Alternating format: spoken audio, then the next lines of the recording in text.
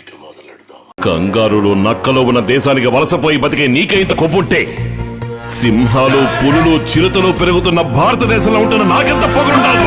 నేను ఇంటికి వెళ్ళిపోతాను భయ్య. దీంతో పళ్ళపోతున్నాను భయ్య. రామచంద్ర ప్రభు. గుండెకాయ ఎటు సైడ్ ఉంటుందో తెలియదా నీకు?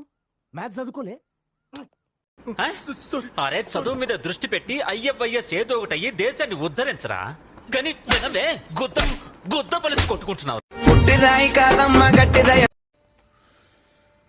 వచ్చిందండి వయ్యారి.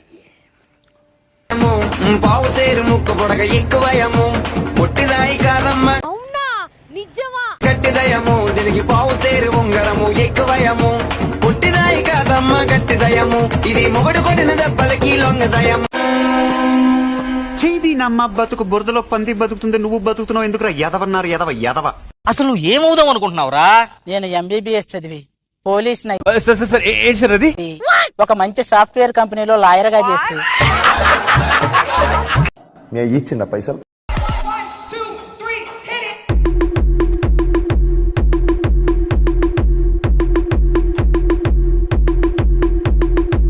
ఏమిటో ఈ భారతదేశం ఎక్కడికి వెళ్తుందో.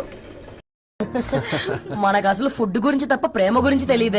ఎవరండి మీరు ఇంత అసహ్యంగా ఉన్నారు? ఏంట్రా సూపు, భయపడి చూసావా? భయపెడదామని చూసావా?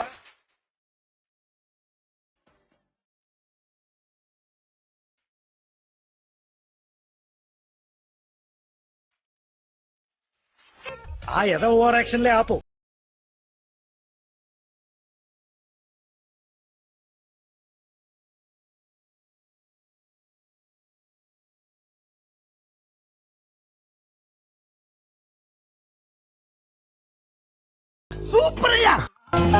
నిన్నెవడు చేసుకుంటాడు కానీ సర్వనాశనం అయిపోతాడు. నిన్న రాత్రి ఓ కలొచ్చింది.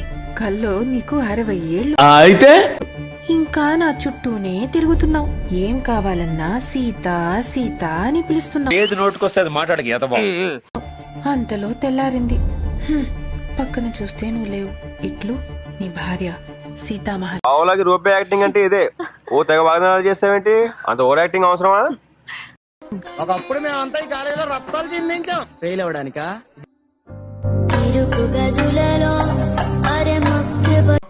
ఇక్కడ ఎదవ నువ్వా నేనా ఎదవని నాకు అర్థం కావట్లేదు.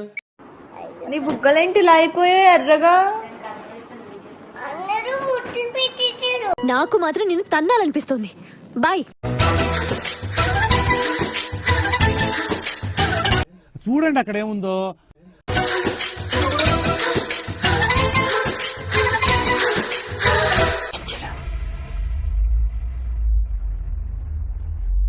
మరీ ఇంత ఓవర్ ఎక్స్పెక్టేషన్ తట్టుకోలేకపోతున్నాను భయ్య.